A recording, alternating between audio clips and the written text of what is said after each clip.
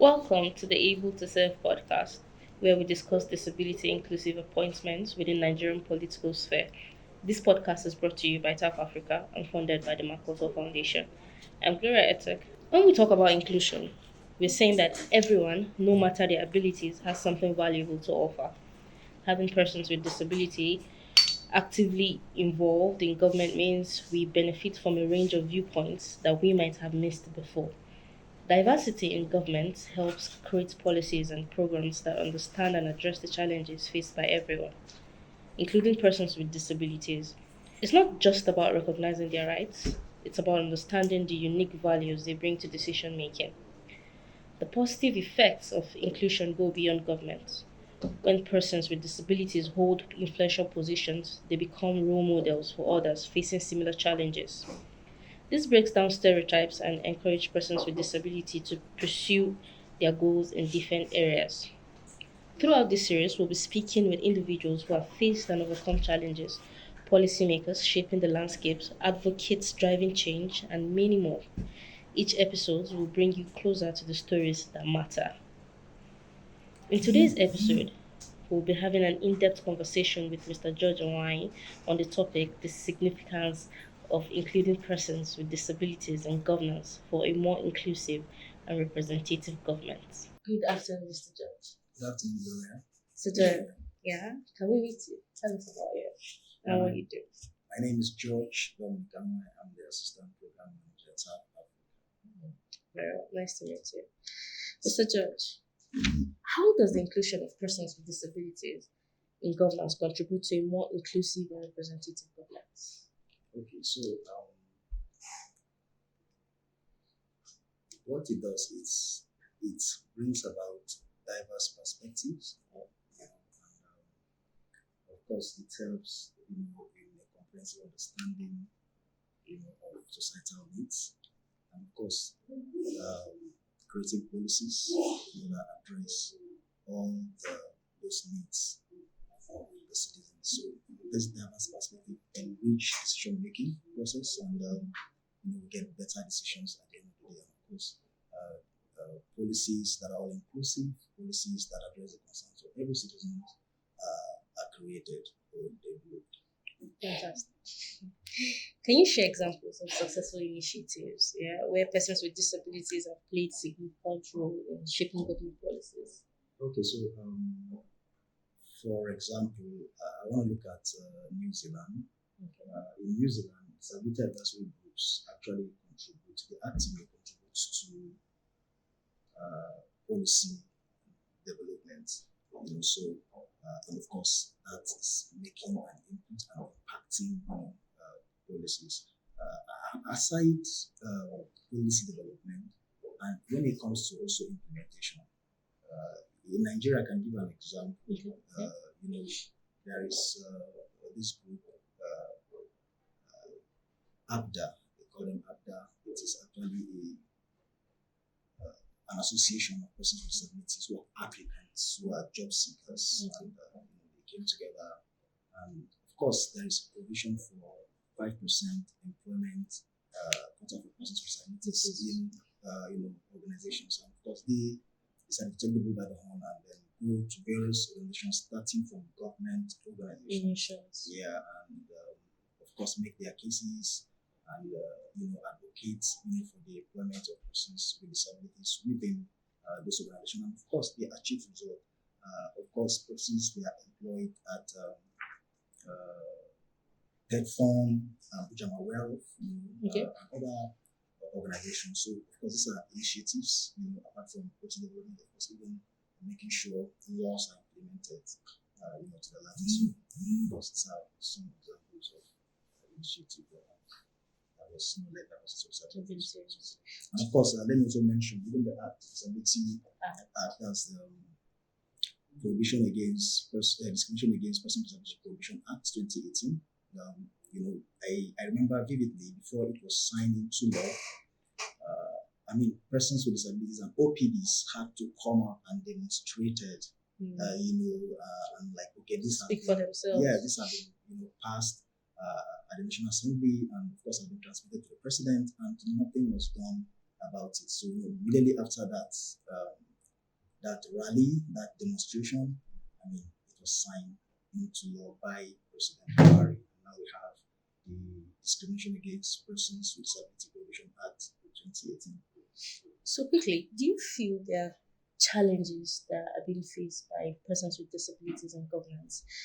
If you do, can you really, let us know what those key challenges are?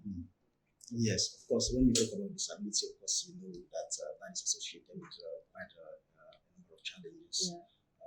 Of course, persons with disability first face barriers in terms of structural barriers, access to um, buildings. When we talk about persons in wheelchair, for example, most of our public buildings are actually inaccessible. Persons with disabilities, persons on wheelchair, persons with physical disability, and also physical barrier is one of the challenges faced by persons with disabilities. So even if, let's say, for example, there is a meeting or there is a discussion about certain things that affect persons with disabilities, the citizens generally. So if there is a meeting in a place and the building is inaccessible to persons with disabilities, so already that is a barrier. That's a challenge for them to participate in governance. And then of course we also have inaccessible information. Communication barriers. For example, persons who are with hearing impairment, visually impaired persons, so they may not get to see certain things or may not get to hear certain things. So if information is not made available in accessible formats to different groups of persons with disabilities, of course, that already is a challenge, is a barrier, so they won't be able to participate. And then, of course, stigma and discrimination, one of the major barriers and challenges persons with disability face. So there is this first look when the person with disability enter into the room. Everybody turns to look at the person and then like, oh, who is this person? You're already feeling being stigmatized, or people even feel you shouldn't be included. You're a person with disability, what will be contributing? Because there is this stereotype also. Once somebody sees a person with disability, you just feel this person can't contribute anything, to what to do. So these are the issues persons with disability face, and of course affects their participation in governance. All right. So can you quickly take us through the ways in which you feel like the representation of persons with disabilities in government positively impacts development, right, and the implementation of disability inclusive policies? Okay, so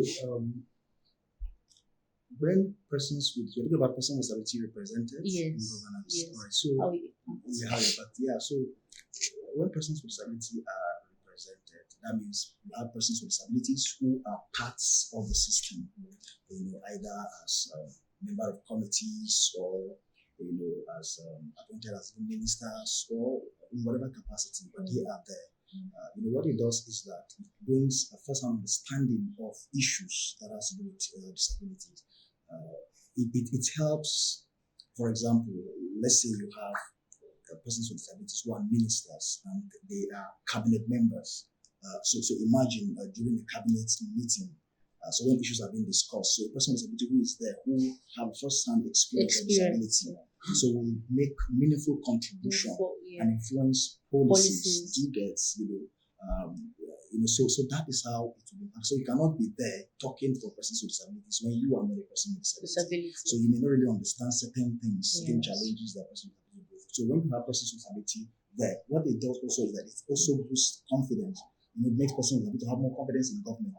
Do you get? So when you have persons with disability represented, so other persons with disability who are looking, they will have more confidence in the government and they want to participate more in governance generally. All right. So quickly, it's one thing to talk and it's one thing to be heard, right? So how can the government ensure that the voices of persons with disabilities are heard and considered in decision-making processes? Yeah, so I think government needs to create accessible platforms where persons with disabilities can, voice out, their concerns. Persons with disabilities shouldn't be gagged. they should be given that opportunity to, speak up, speak out, and make contributions. So government needs to create accessible platforms for persons with disabilities, and then of course engaging with disability organizations. That's what we call OPDs, Organization of Persons with Disabilities. So government needs to also engage Organization of Persons with Disabilities. These are organizations who are like TAF Africa, for example. TAF Africa is an OPD and Organization of Persons with Disabilities. So government don't have to just do things for persons with disabilities. They need to involve with. Yes, so they need to. Yeah, exactly. So if you want to do something for persons with disabilities, then do it with them. Yeah, so that's the way to achieve results.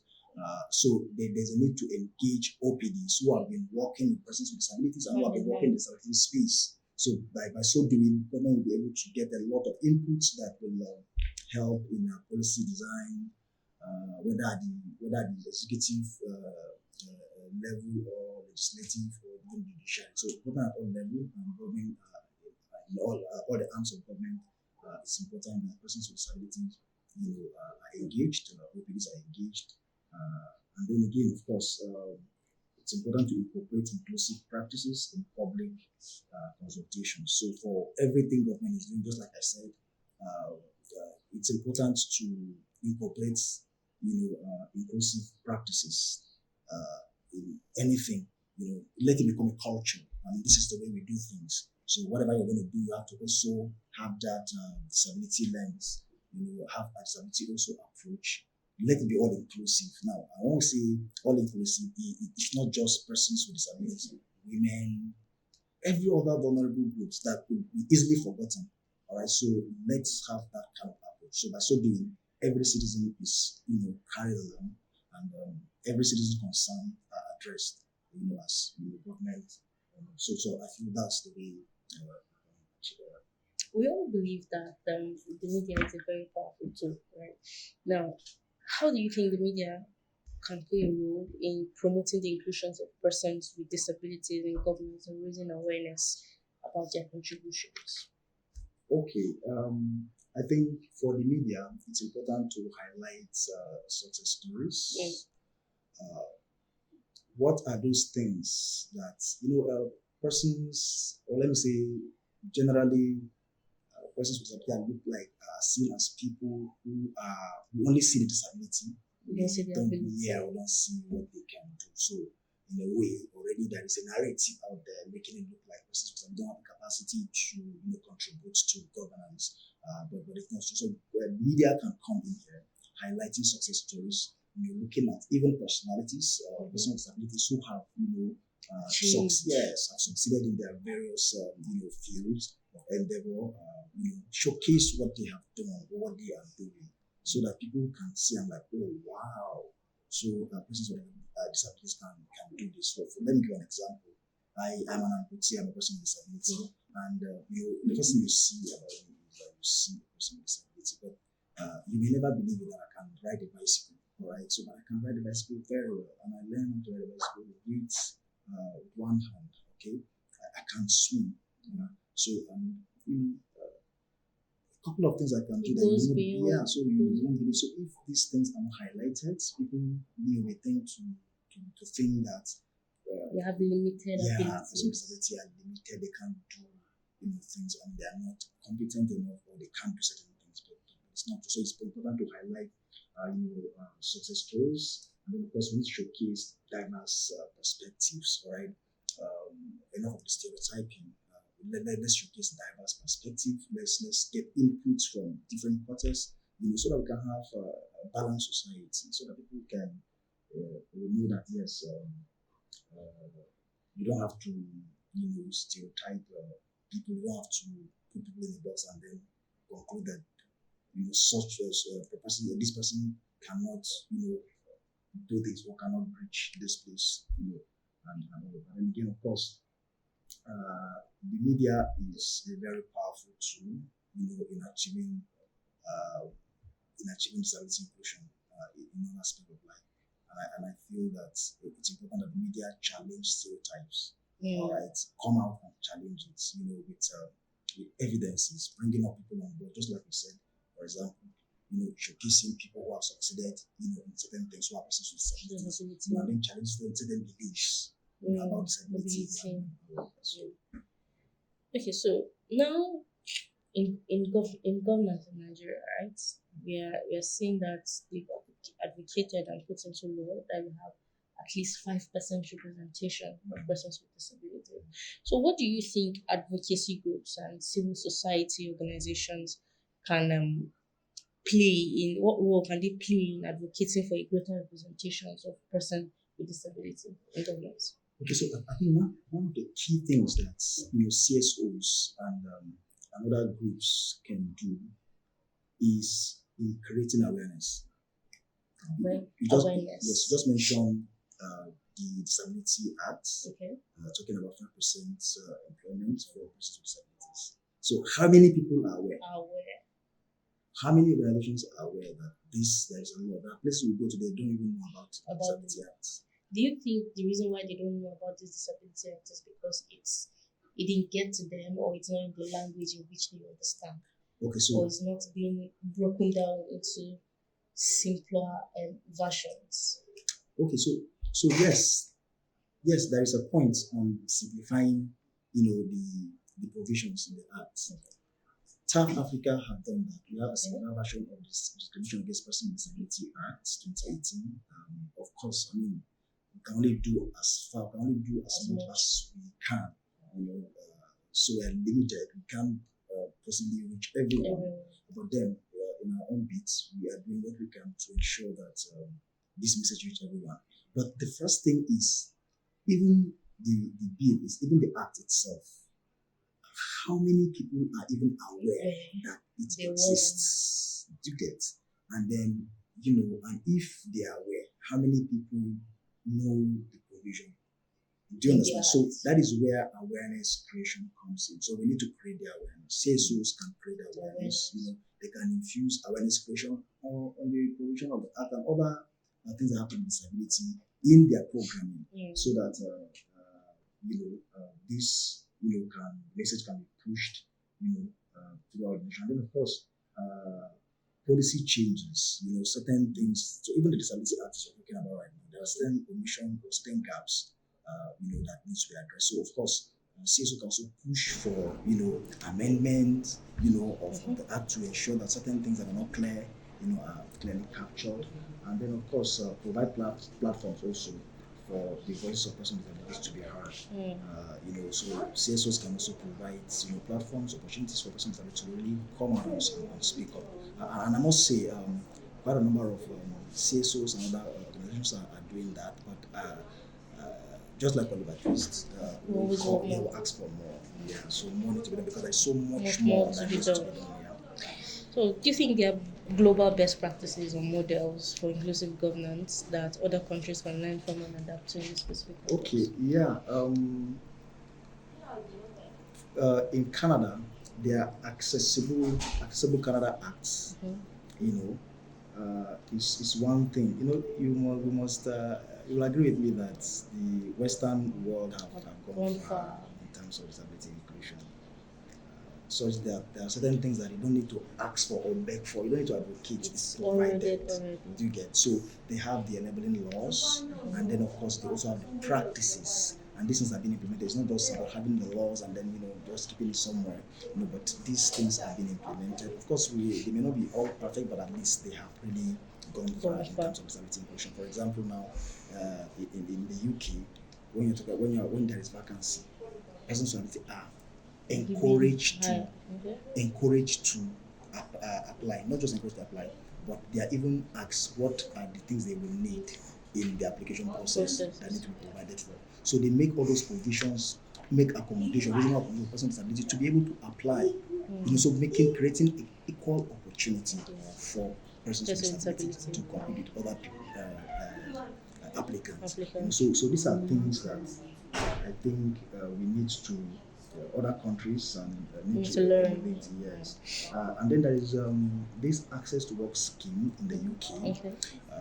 The access to work scheme is a scheme that provide for the employment of persons with disabilities in private sector. So what is it about? The Access to Work scheme, as it is in the UK, is a provision, is a kind of a pool of funds managed by the government for any employer, for any organization who wants to employ persons with disabilities.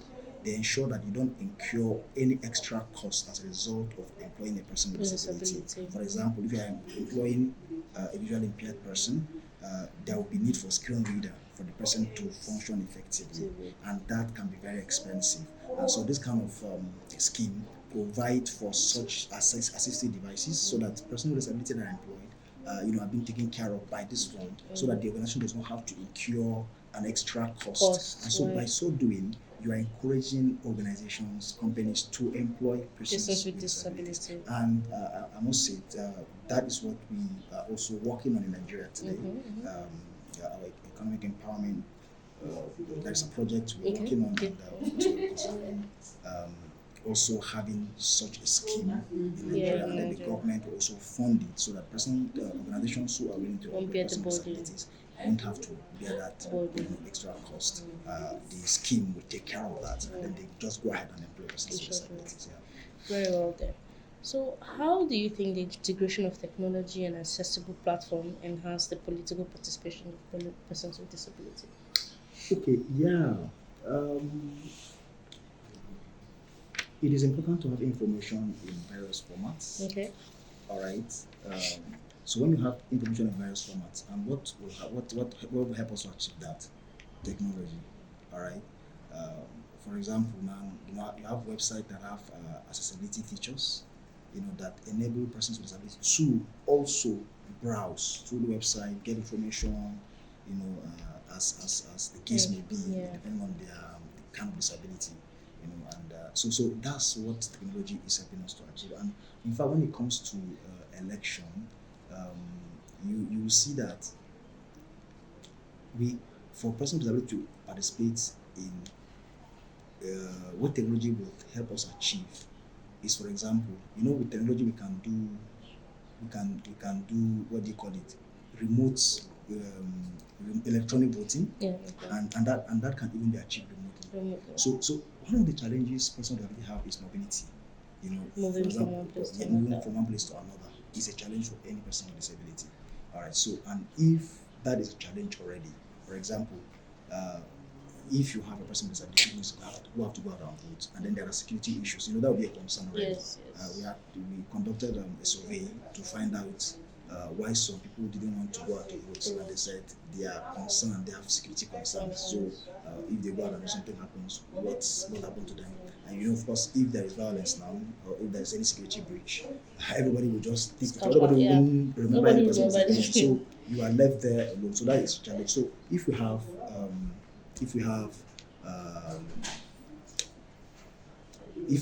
by the help of technology, we have electronic voting, and then of course you can even vote remotely.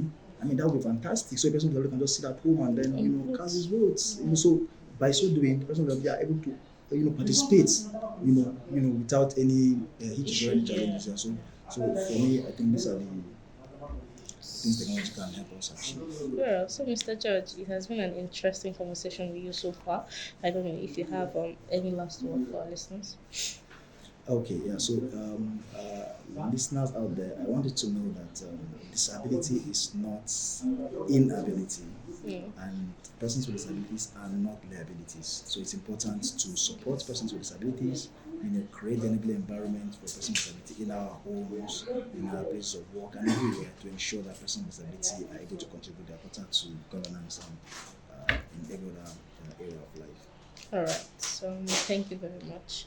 You're welcome. All right. Thank you for joining us on this episode. The AbleToServe podcast was brought to you by TAF Africa and funded by the Makoto Foundation.